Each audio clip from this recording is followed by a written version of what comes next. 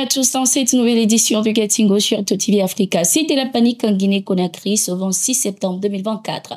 Des coups de feu ont été entendus près du palais présidentiel. Selon plusieurs sources, l'armée avait maîtrisé la situation en bloquant le centre-ville et en évacuant la population. Selon les affirmations d'un responsable diplomatique, 11 soldats avaient ouvert le feu sur les forces spéciales autour du palais.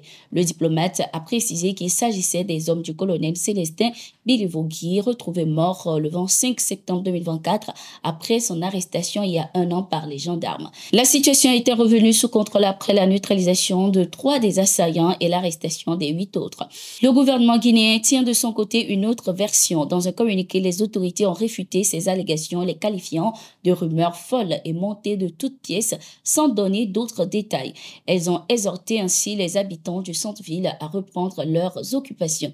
Cette situation, même si elle est niée, met la lumière sur la tension croissante dans le pays qui connaît fréquemment les renversements de gouvernement. Rappelons qu'il y a quelques années, plus précisément en 2021, le président Alpha Condé a été renversé par l'actuel président de transition, le général Mamadi Doumbouya.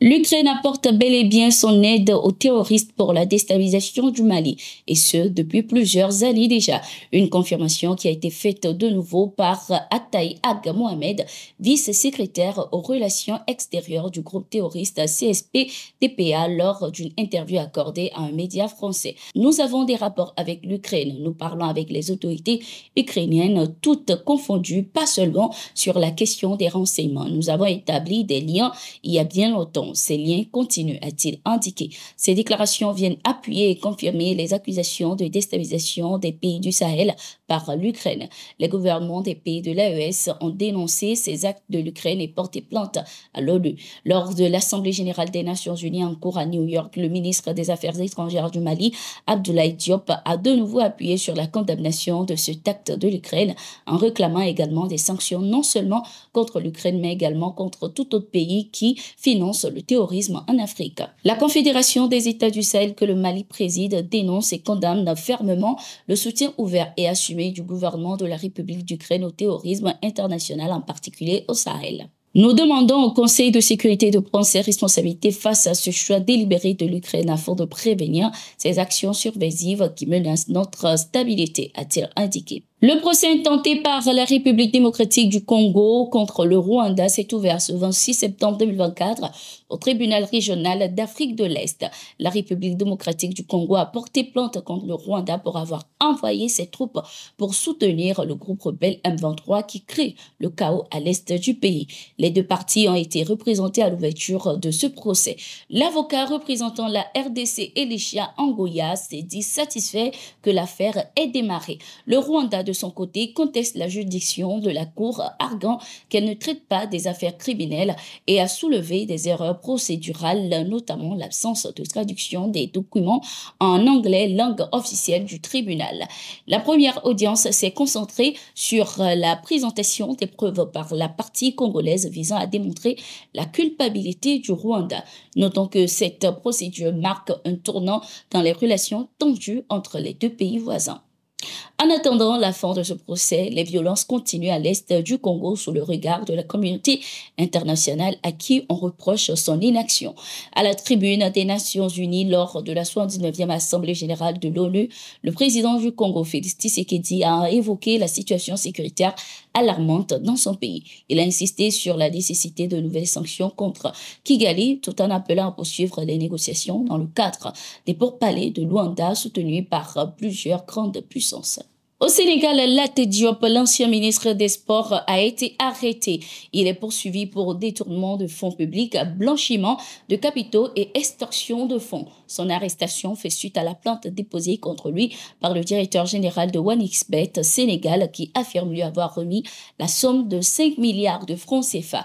Le dénonciateur a précisé que le mis en cause se serait servi de cette somme pour acquérir des biens personnels. Des accusations rejetées par l'ancien ministre mettant en avant des arguments qui n'ont pas réussi à convaincre.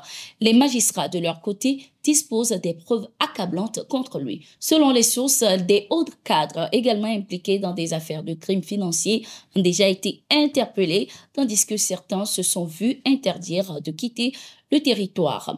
Le 26 septembre 2024, lors d'une conférence de presse, le Premier ministre Ousmane Sonko a fourni des preuves sur un scandale financier de plus de 600 milliards de francs CFA sous la gouvernance de l'ancien président Macky Sall.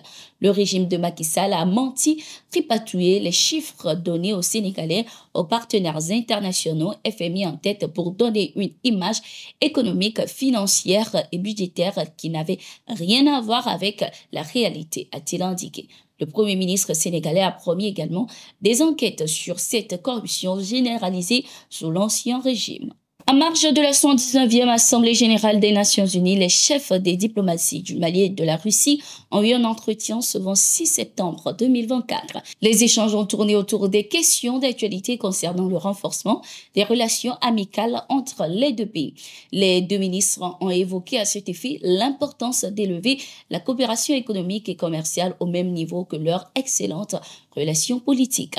La Russie a par la même occasion réaffirmé sa volonté de toujours accompagner et soutenir le Mali. À la fin de cette rencontre, une déclaration conjointe sur l'espace extra-atmosphérique a été signée entre les deux parties. Le but est de prévenir la militarisation de l'espace.